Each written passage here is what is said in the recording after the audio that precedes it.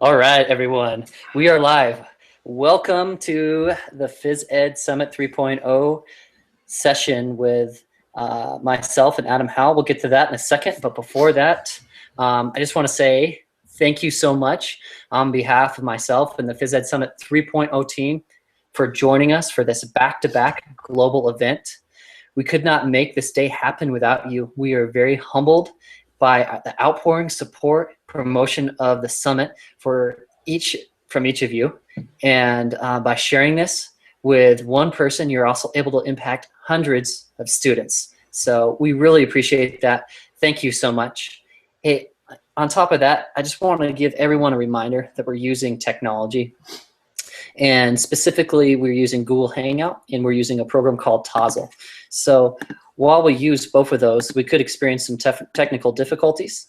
And if we do experience some technical difficulties, just first of all, if you're seeing this, refresh your Tozzle.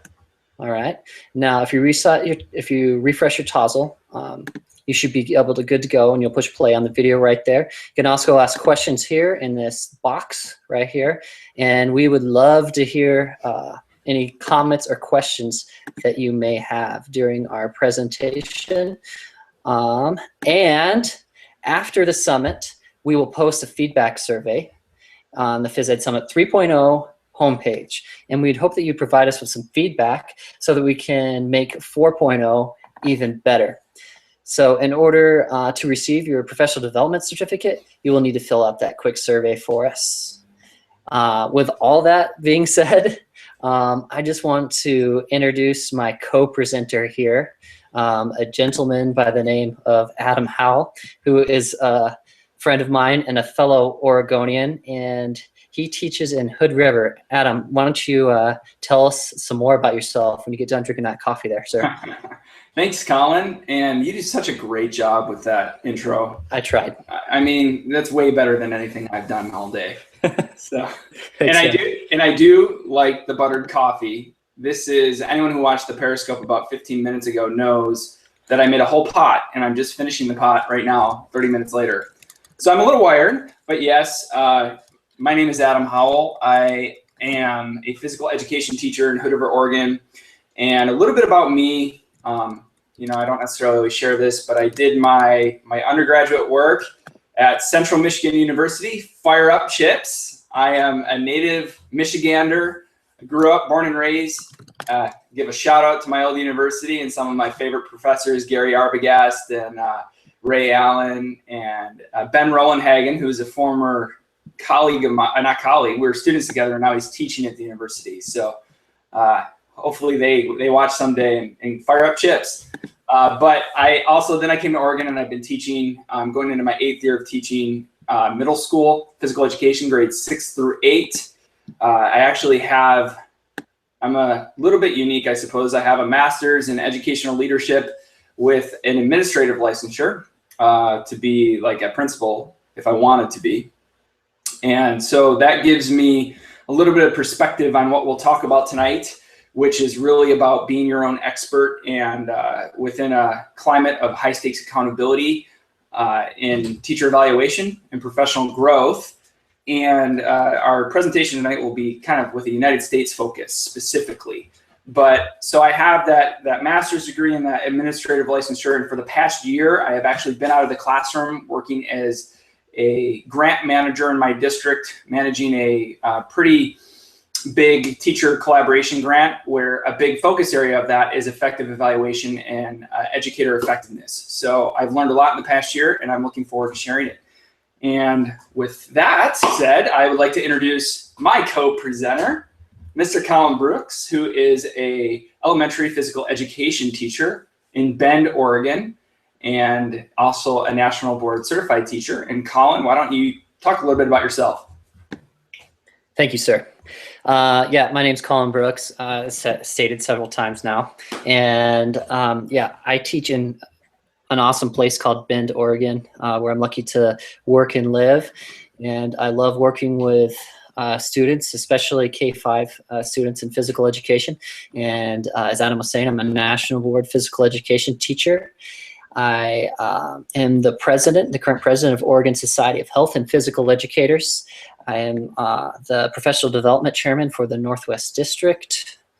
A few more things. My friend Matt Pomeroy and I have just started the Shape America podcast. So give that a try, give that a whirl, and let us know what you think about that.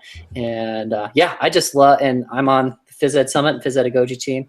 I love being, and that's really where my deepest passion is, working with and collaborating with my 7 friends here doing cool things like this. So yeah, welcome everybody. And I'm going to hand it over back to Adam, and we're going to change lives right now. That's the hope. You know, maybe we'll see what happens if technology is my friend, which it's not, because I got tunnel vision. So we'll try sharing my screen again, and I always pick the wrong one. I think this ought to do it. Yes, got it, but I'm on the toggle. So let me get over to our presentation real quick and go full screen with this guy. And so our presentation tonight is called Being Your Own Expert. Can you see that, Collin? Yes, no, I can't see you, so hopefully. Yes, sir. Sorry, dude, I was on mute. You muted yourself. Great. So this is called Being Your Own Expert, Taking Control of Our Profession in an Era of High-Stakes Teacher Accountability. And, you know, we've been joking, actually, for the past couple weeks, because the only reason we're even doing this session is because we had a hole in the Phys Ed Summit at 1 in the morning Eastern time. And so we got kind of voluntold by the team that we would do a presentation. So we've been kidding about it that we're the replacements, and we're just gonna fill the airtime with jokes the whole time. But with that said, secret confession is I'm actually really excited to talk about this topic. It's something I'm incredibly passionate about. I've actually started writing on this topic on the Phys Pedagogy blog over a year ago in August of 2014, and wrote on teacher evaluation, why the physical education profession needs to wake up. And I wrote on the topic again this past spring, asking if we have failed our profession with teacher evaluation. So how this presentation will work a little bit is I'll kind of give some background and some research, and I want to provoke your thinking, and then we'll transition into some tools you can use to be your own expert and be in charge of your own professional growth, which Collin will kind of step in and talk about some of those avenues as well. Again, this is a United States focus. I'm hopeful that anyone will tune in to watch, but really the context of what we'll be talking about is the United States. So I have a little image I want to share with you to provoke you a little bit. And this is an image I pulled off the internet when I typed in teacher accountability. This was the first Google image search that showed up, this little cartoon. And I don't know if you can see it very well, but it depicts kind of pillars of failing schools with teachers, principals, and parents. The parents' pillar has already fallen over, but you can see the teacher one has some things poking in it, a measuring tape, a camera, someone putting a pulse on the teacher, and they're all these edu experts that are doing that. And I think that kind of sums up the educational climate in the United States very well. We are a country that is very much about accountability, very much where teachers are on the attack of all content areas, and education, public education in particular is. And I want to kind of shed some light on maybe why that is and what we can do about it. So these are 2 quotes I'm going to share with you, and then I will tell you where they're from. But the first one is, quote, "The teaching gap we describe refers to the differences between the kinds of teaching needed to achieve the educational dreams of the American people and the kind of teaching found in most American schools." You know, we talk about achievement gaps and reasons that cause achievement gaps, and Dean Creelar's presentation today on circus and physical literacy focused a lot on a gender gap. But we have a teaching gap too in America, where oftentimes we know about best practices, but we don't always do them for a variety of reasons. And, you know, a common phrase, a buzzword that you hear in the United States is, you know, doing what's best for kids. And I want to provoke you and ask, you know, are we really doing that? My answer would be no. The next quote is, and quote, "While other countries are continually improving their teaching approaches, the United States has no system for improving. The United States is always reforming, but not always improving." And I pulled both of these quotes. They are from a report from 2009 by Stigler and Hebert called The Teaching Gap, where a lot of research was done into the history of teaching in the United States and reform efforts and big gaps that exist. So I'll come back to that a little bit later, those two quotes, but hopefully they resonate with you and they kind of fit the theme of this presentation. But I want to come back to that picture, that failing schools again, where you have all the edu experts attacking the teachers and principals. And that last quote that kind of summed up how the United States is always reforming, always changing, but they do not have a system in place for improvement. That has historically been our problem, I guess, in the United States. And so to kind of understand why that is, we have to look at the history of reform in the United States. And so most people in the US are probably familiar with the No Child Left Behind Act, or I've heard the play on words from physical educators, the No Child Left on Their Behind.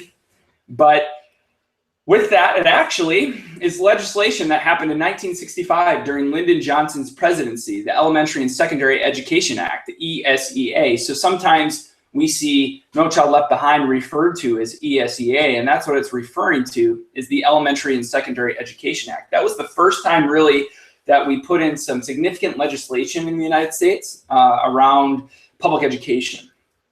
In 1983, and there's no mistake there that I have increased font size on this text, and a big report came out during the Reagan administration called A Nation at Risk. A Nation at Risk was a highly influential brief or manifesto, if you will, that really used a lot of fear, uncertainty, and doubt to try to essentially scare the American public. And this was the first time that it took an angle or talked about public education, how we were falling behind other countries in the world. And it set off a great deal of panic that we had to increase our rigor, increase our standards and our accountability, because we could not let other countries pass us up as the best country in the world. It's kind of the mind frame that we were operating from. A Nation at Risk was highly influential. It still is today, as we see in a lot of legislation. So No Child Left Behind actually went into effect in 2001 during the Bush era, the second Bush, and all it was essentially, it tried to improve upon, but it was a reauthorization of ESEA. Since that time, 2012 or so, or even a little earlier, a lot of states are having to apply for flexibility waivers from No Child Left Behind because of timelines set forth in that legislation. There were some really strict, stringent rules. In other words, 100% of students had to be at benchmark or grade level. And since no school was there, there were a lot of punitive measures that were intended to be dealt out. And so flexibility waivers kind of came into effect then. And that's kind of where we're operating right now, with the exception that we just reauthorized, Congress just reauthorized No Child Left Behind, is what they're calling the Every Child Achieves Act of 2015. In that document, for the very first time, is language that physical education is a core subject. That's positive news for us, but some of the real scary provisions still exist as far as terms of high-stakes standardized tests and things of that nature. So again, we go back to that quote of, while other countries are continually improving their teaching approaches, the United States has no system for improving. The United States is always reforming or trying to hold teachers accountable, but we're not always improving. And that puts us in this predicament where we currently find ourselves. So what this looks like in Oregon, as Collin and I shared, we both teach in Oregon. So I'm going to share the Oregon perspective first, but this is different in many states. The federal government does give states some control over measures that are used to measure or hold teachers accountable, or to measure teacher effectiveness, essentially. So in 2011, a Senate bill was passed in Oregon called Senate Bill 290. It essentially reformed teacher evaluation. It played a big part in our ESEA flexibility waivers that allowed us to continue to receive federal funding without having it taken away, because not every student was 100% meeting benchmarks. But it also included an element of student learning and growth goals that needed to be set by every single educator.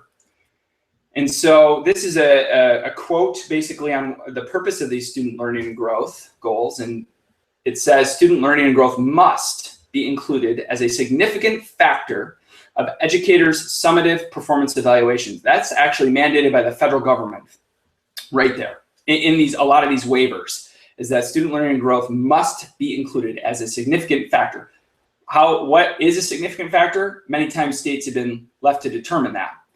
So this is from an Oregon guidance document about SLGs, and they say that the new system clearly defines effective practice and promotes collaboration and shared ownership for professional growth. That is a very idealistic statement. It makes some pretty broad assumptions, which I kind of will talk about briefly. But advantages of SLGs, and I should say up front that I am not trying to discredit SLGs. In fact, I think it's good practice. The problem is the assumptions that are made when trying to implement accountability measures or trying to measure student growth such as this in such a quick way, where in education in the United States, we typically have not operated this way.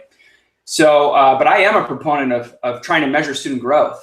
But so I don't want to come off as I'm negative against it. However, advantages of SLGs when done right is it's going to reinforce evidence-based instructional practice.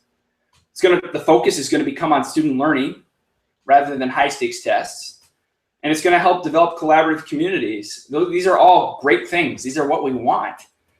In Oregon, 20% of our evaluation is based on our results of these student learning and growth measures. Now, one thing I have in italics right there is that these student learning and growth goals are initiated by the teacher. And that's a really key thing to keep in mind, because it puts a huge assumption, it makes a huge assumption that all teachers are experts in their field and that we are all using best practices. And so I will come back to that in a few slides. Now, some reasons to pause about student learning and growth measures. And these are, in my work this past year, these are examples from other states, not Oregon, but other states have different percentages. In fact, some states, their teacher evaluation outcomes, 50% is based on student achievement. And so there's a big difference between student growth. In other words, you're doing pre-assessment data, and then at your post-assessment, you're seeing how much students have improved, versus strict student achievement, where it's a one-shot deal and students are measured upon criterion-based references, and there's no aspect that involves growth. So 50% student achievement in some states. Hey, Adam, can I ask a quick question, buddy? Absolutely. Stacy has a question, and it's, can you have a true SLG without a pretest? No, you can't. That's a great question. And if you're trying to measure student growth, you absolutely cannot do it unless you have pre-assessment data. So in Oregon, we're typically being asked now to do our pre-assessment, in the first couple months of school. And we don't have to submit our SLGs for the year when we're starting to track those and their progress throughout the year until like November 1st. That's our deadline in our district. But that's an absolutely great question. And if you truly are interested in student growth and that being the paradigm from which you operate from, you have to have pre-assessment data. And it's not good enough to take data from the previous year and use that as pre-assessment data, because that student had a different teacher, and maybe it was a different assessment, and it's not necessarily, it's apples and oranges. But some states are doing that. In fact, the state I mentioned here, where 50% is student achievement, they are setting growth goals based on how that student achieved the prior year. And so there certainly are some holes in that. And that brings me to my next bullet, is how, quote unquote, rigorous performance assessment is defined. So districts are determining this. It's local control.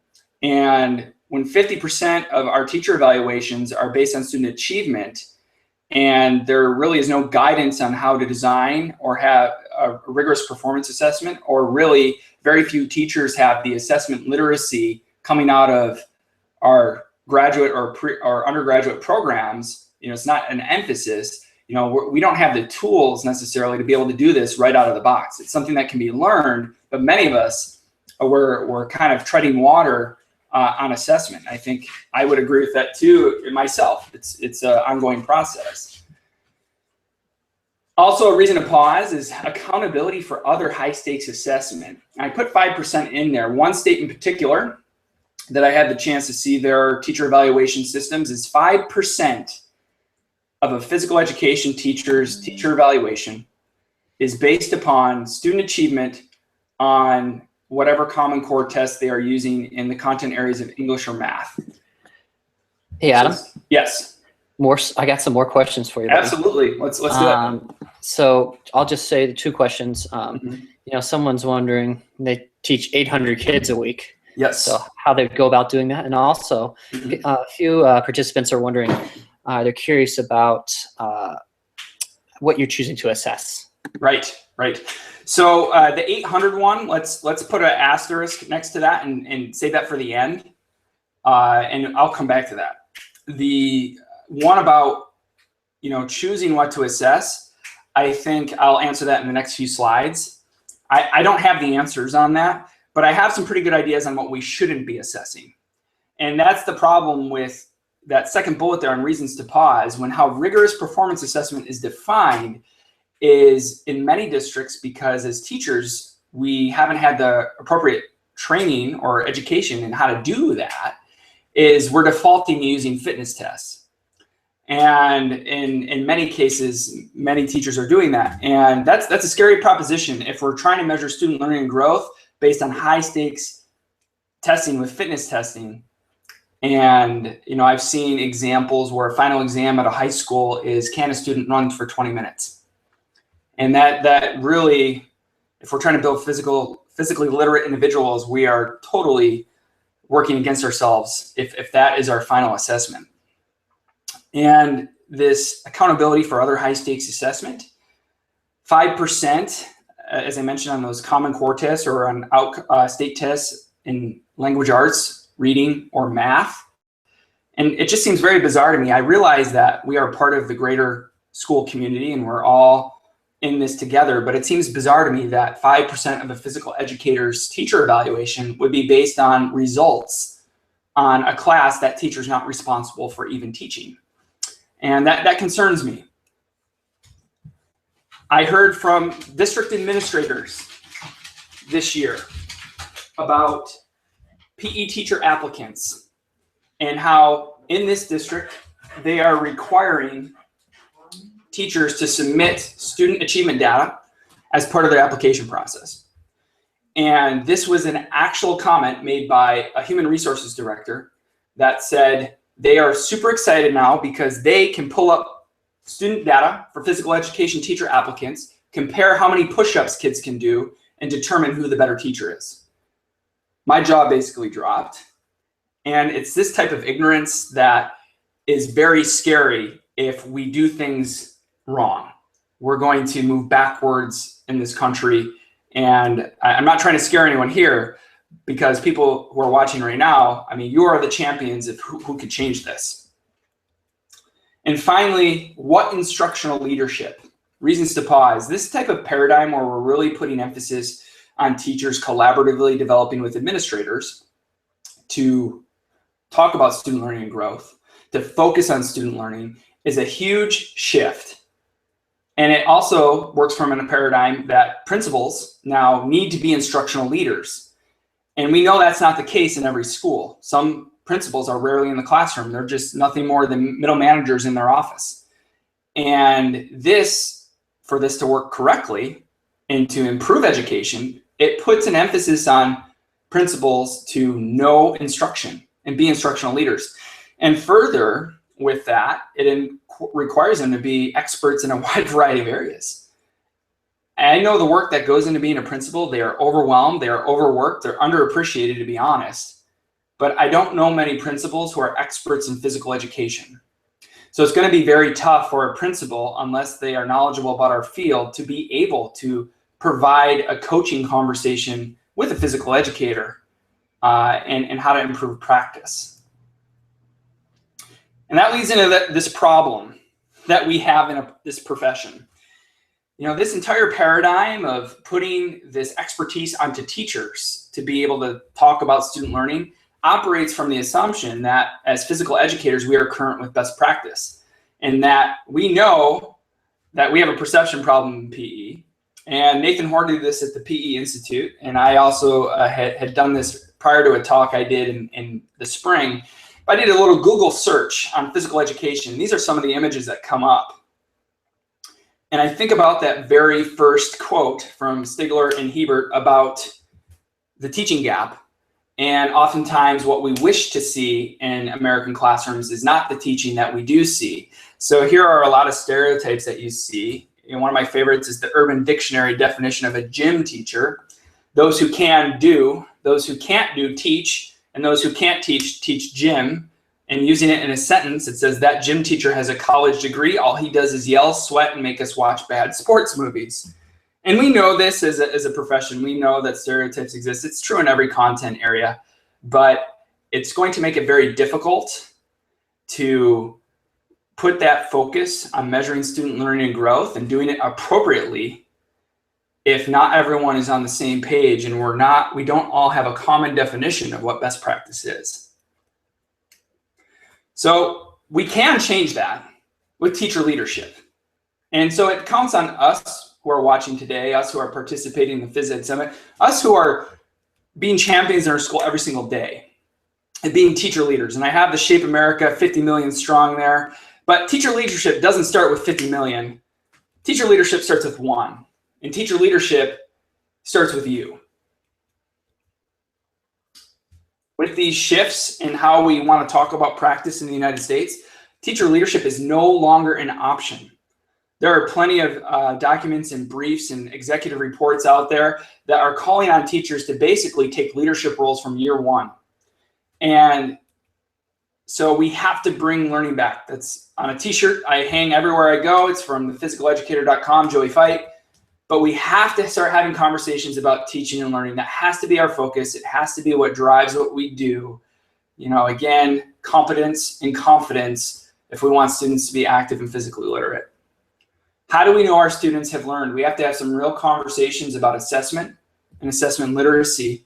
And we have to build that ourselves to be able to make sure we're doing things correctly and not just measuring student learning and growth on things such as fitness tests. Now, I don't have all the answers, but I can tell you right now, I had a conversation earlier today, and some of those play tools for measuring physical literacy, I'm already excited about looking at those tools as maybe a way to get some baseline data about my 6th graders coming in, and then planning my instruction, trying to grow students in those areas with a focus on gender gaps and closing that gap. Not as a grade, not as something that goes on a report card, but as a way, as a tool that I can use to give me a framework to start looking at student growth with confidence and competence, which comes back to our grading policy. As physical educators, we seriously have to ask ourselves, how are we grading? And that's a whole separate talk, but are we just giving 10 points a day in participation? How does that represent what we want students to know and understand and be able to do? No more walls. We have to step outside our gym and step outside your gym. We need to get involved with our schools. Get on your site council or your school improvement team. Be a part of those conversations. If we isolate ourselves and we don't participate in the greater school community, then things are going to be dictated to us rather than us having a voice in that. I want to ask the question, are we teachers or are we specialists? Which one is it? I know a lot of people refer to their job title as a physical education specialist.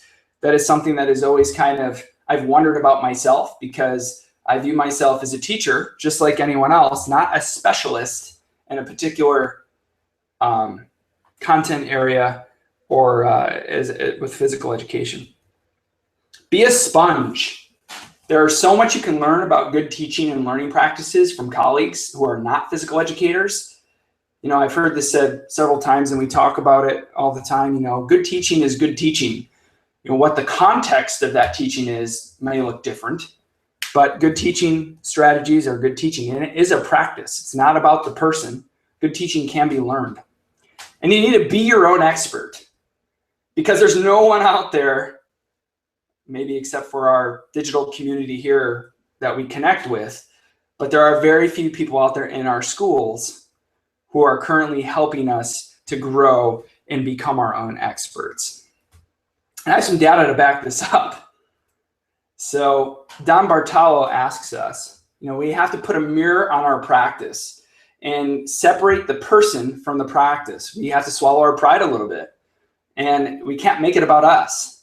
We have to look at teaching practices as a set of things that you do to provide learning opportunities for students. And all that teaching style is true, and the art of teaching is true, but it's not who we are as people, because that, to me, my interpretation is that's more of a fixed mindset. You're either a great teacher or you're not. And the truth of the matter is, and we know this, is that you can learn effective teaching practices. I have a link here at the bottom, but this is a report that came out from the Gates Foundation in December of 2014. It's very recent. And I encourage you to download that entire PDF, but I want to share a couple of slides on that. Teachers know best. Teachers' views on professional development. It's a perception survey, and some of that data is fascinating. And I think there are 3,000 teachers that were part of the study. And here are some of the major findings. Few teachers, 29%, are highly satisfied with current professional development offerings. Few teachers, 34%, think professional development has improved. Large majorities of teachers do not believe that professional development is helping them prepare for the changing nature of their jobs, including using technology and digital learning tools, analyzing student data to differentiate instruction, assessment literacy, and implementing the CCSS and other standards. And finally, and there's no mistake that I bolded this one and increased the font size, but professional development formats strongly supported by district leadership and principals, such as professional learning communities and coaching, are currently not meeting teachers' needs. And so you have to ask the question, why? Why are we doing what we are doing?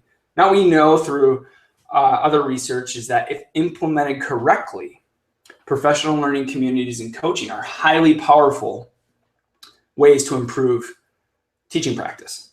The problem is there's significant disconnects. This is a screen capture I pulled right from that report. On the left-hand side, basically what it says is what the current state is of teacher perceptions. The question was, overall, how would you rate your satisfaction with the PD offered to teachers in your school district or school? And the ones, if that's a yellow or a green bar that goes off to the right, those are ones that teachers had a positive perception, so they felt courses and conferences helped them. The ones that go off to the left, to the red, are ones that there is a negative satisfaction. So in other words, lesson observation was neutral. Coaching had a negative observation. Professional learning communities is at the very bottom, a negative 45. And that's in contrast with the right side of the column in that picture there that says the local education agency leaders, in other words, administrators and district administration, they overwhelmingly want to spend more time on the following things. So the question was, if it were totally up to you, do you believe your district should deliver more or less PD to teachers relative to the current amount? And administrators overwhelmingly chose 3 areas that they would spend more time on: lesson observation, coaching, and professional learning communities. And so those 3 areas, district administrators feel are highly important, but teachers' perception are they're highly ineffective and not satisfied. That's not that those ways of spending your time and effort on professional development are ineffective. It's oftentimes an implementation gap. Think about any professional learning communities you may participate in, and how many teachers are there by choice or even want to participate. Think of any maybe instructional coaches in your district. How many of them are physical education specific? So what teachers actually say is the ideal professional development experience has these factors. It's relevant, it's interactive, it's sustained over time, treats teachers like professionals, and it's delivered by someone who understands their experience. So again, when it comes to being our own expert, oftentimes, I'm going to exit the slideshow right now, oftentimes we don't get that in our district. And so this paradigm of shifting to student learning and growth and trying to measure that in an appropriate way and really trying to change the game for students and for physical education, we have a lot of barriers in the way to being successful at doing that. But I think we can change that. And again, it starts with you, the individual. Teacher leadership starts with one, and being that champion. Now, there are some tools out there, some things that you can do to kind of help guide your own growth or lean on people in our PLN. We're not going to talk about social media so much. We're actually going to talk about some more probably rigorous things that I'm going to pass over to Collin, and he's going to share. Awesome. Okay. Thanks, Matt, or Adam. Oops. I'm used to saying that on the podcast. Thanks, Matt. So anyways, I'm going to take the rest of the time to talk to you about some tools that you can use to implement as a physical education teacher. So the first thing that I want to talk about is a few people that kind of inspire me, and then we'll go from there. So I often think, what does it take to be an expert or be accomplished? So I think of my guy, Peyton Manning here, who, lots of people give him flack because he's only won the big one once, right? Only won the Super Bowl once, but the guy is dedicated to studying film. He's into all the details, and he does whatever it takes to be ready. So instance, in this picture, he's got a bum ankle, but he's got his radio on and his helmet, and he's looking at the plays on his iPad. So the guy's ready to go always. And just another example of someone that does something like that is Sean White. The guy built himself his own half pipe. I mean, talk about being dedicated to his profession.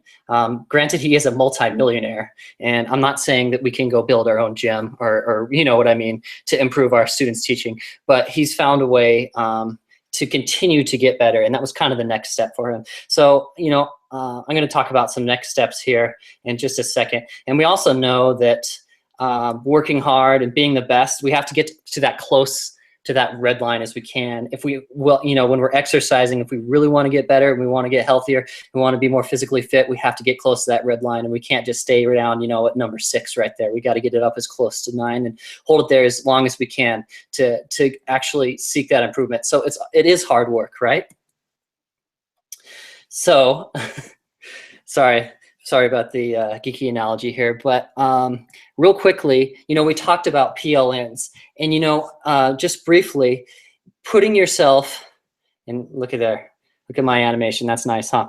So we talk about making a PLN. So I think you should surround yourself by loyal people like these people, and you can find those now. I mean, it's not very difficult. We're so used to the way that the teaching profession is your PLN is chosen for you, and that's it. And that you still have that PLN, but I'm talking about the other PLN, the one you can seek out and get. So that's a great thing. So we avoid this kind of PLN, the ones that bring you down. So moving on, I want to talk to you about another way to get better. And this might be something that a lot of us are familiar with from our days at the university. So I had some very influential very influential professors, Dr. Hans Vandemars and Dr. Barb Cusimano, and I had an excellent mentor teacher in Meg Greiner, National Elementary Physical Education Teacher of the Year in 2005. And that's why I'm here, right? They inspired me. So just a quick shout out to him, to all of them. But essentially what systematic observation is, if you don't know, is it uses video analysis to observe and reflect on different aspects of one's teaching. So this can range from, teacher delivery skills to how time is managed by the teacher and how students are using time during class. So I thought this would be a good time to talk about it, right? We're at 1:40 a.m. Eastern, so I thought I'd talk to you about the details, the nitty-gritty details of teaching. So, you know what? But systematic observation and being able to know what we're doing in class and what students are doing is key to their success. There's no doubt about it. And we all think we're, a lot of us, I get into this all the time, where I think I'm like, hey, I'm this cool guy. The kiddo, they really like me. I must be doing great things. But we need the reminders. We need to keep seeking out those ways, like building our own half pipes. Figuring out a way to get better constantly to make sure that we don't end up just in a lull.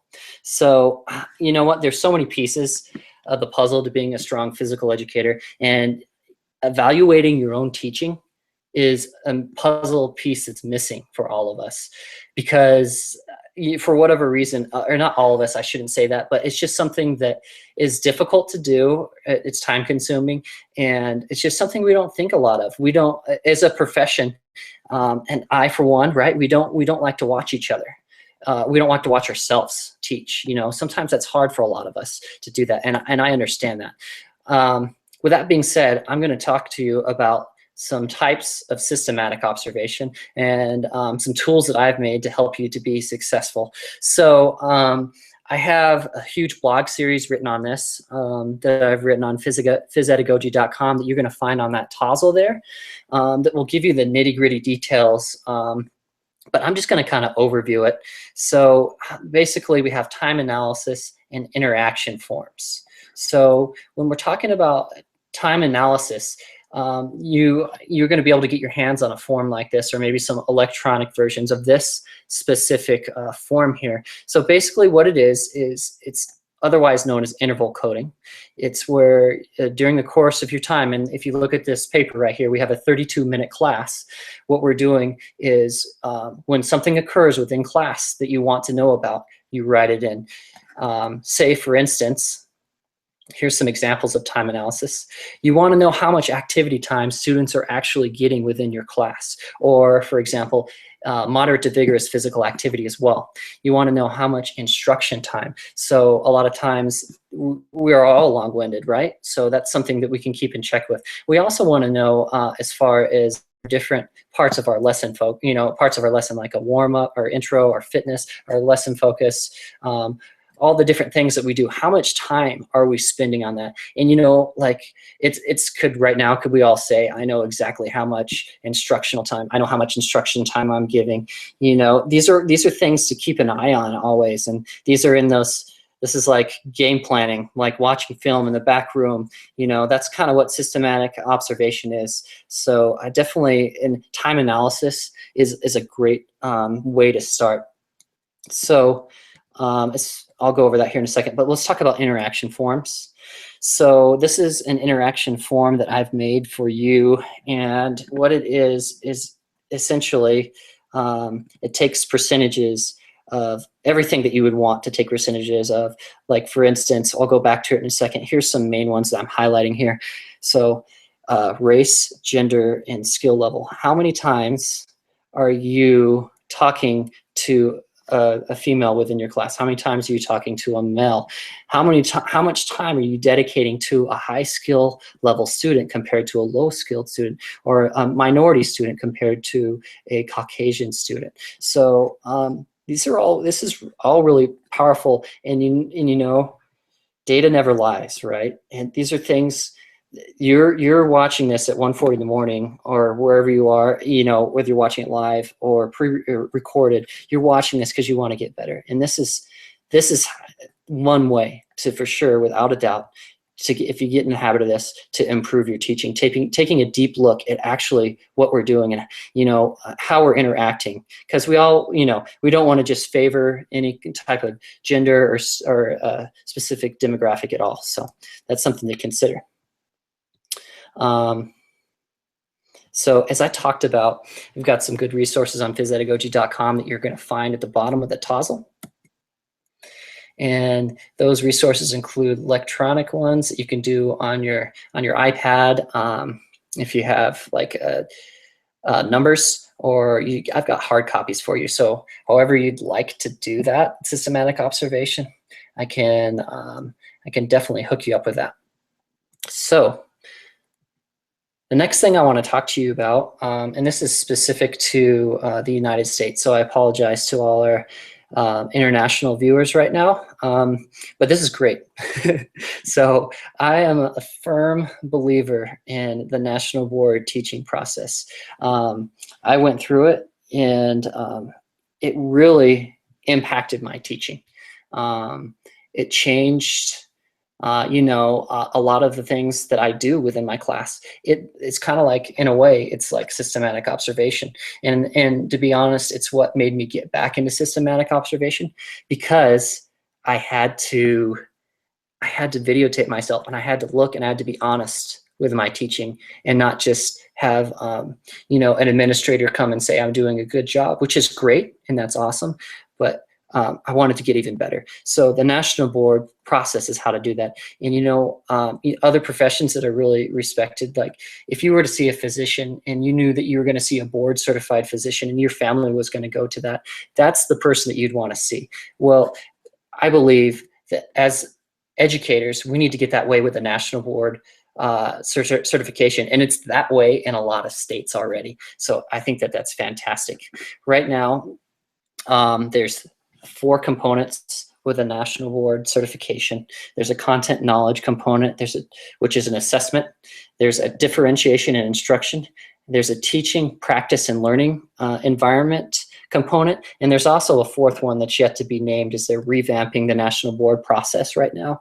I'm pretty heavily involved with the National Board process, and I would love to walk anyone through that. And as a matter of fact, about 5 or 6 months ago, several of us sat around for a Google Hangout and talked about what the National Board process was like as a physical educator. And that Google Hangout is right now in the Tozzle. So if you would like to view that at another time, you can go for it. And it just kind of gives you a good idea of the struggles, and the highs and the lows of this process, and how it impacted and changed us, as we're all kind of lifelong learners, right? So, well, what do you know? Talking about it right there. Okay, we're moving on.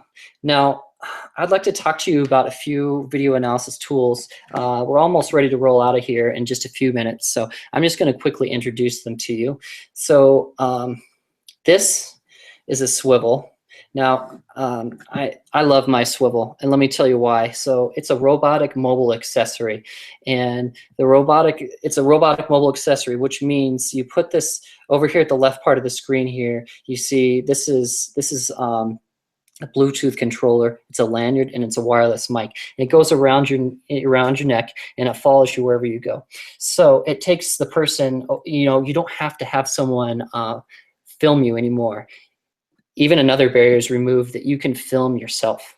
And that's really powerful. You can film yourself. You could stop and start it from the wireless mic itself. It's a fantastic tool, and I recommend it for any physical educator. And in fact, a good way to do it, and a lot of people are doing it currently, is to ask your building, because this is a tool that every educator should have within their classroom, sensing that we all need to videotape ourselves and see where we're at. Another tool that I've been recently introduced to is Dartfish. Now, to be honest, I just downloaded Dartfish, but it's a video analysis tool. Now, Dartfish Express is the mobile application, and I put a link to both of these below on the Tozzle. So those are 2 tools that you can use. And just real quickly, we talked a little bit, Adam talked a little bit about the growth mindset. We preach this all the time to our students, and it's such a great way for students to learn how to grow. I mean, it's in physical education, the growth mindset happens every day, and it's visible for them to see and for you to see, right? So I just encourage everyone to really think about, how are we going to get better? And these tools that I've shown you today, hopefully, will get you going in the right direction. I know they're nitty gritty, some of them are, but it'll definitely help you improve your practices. So thanks, everybody. Back to you, Adam. I have to unmute myself. Can you hear me now? I got you, dude. All right, cool. So yeah, thanks for sharing, Collin. And those are all, I think, good tools. When you ask people, you hear it a lot in PE chat, what's the best PD you've ever received. And people throw out, my PLN, PE chat, Phys Ed Summit, things like that. And, that's still, it's like a one-shot deal, and we're really not taking a critical look at ourselves. And we do need to do more of that. We talk about reflection all the time. Well, what better way to reflect than actually put that mirror on your practice and watch yourself? We had Shannon made a comment in the back channel, Shannon Higgins, that said, I feel like as long as we keep the students in the gym and out of the office, we are deemed effective teachers. And that's part of the problem. That's why there's such a gap here, because these shifts that we're making, where legislation and mandates are requiring us to be able to measure student growth to determine teacher effectiveness, is making an assumption that the educators who are making those evaluative decisions are the experts in that field. And we know that's simply not the case.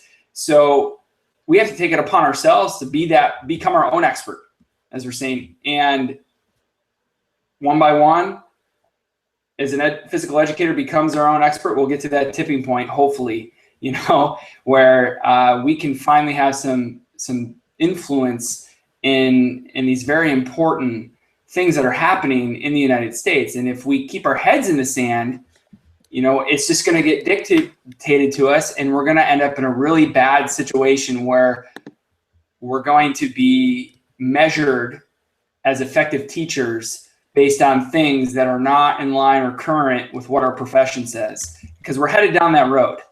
We're headed down the road where districts are using rigorous fitness tests, and it just scares the heck out of me that a district would screen physical education teacher candidates based on how many push-ups their students could do. I mean, if there's not a greater need now to step up as a profession and take this on ourselves and be that champion, then we're in trouble. Cool.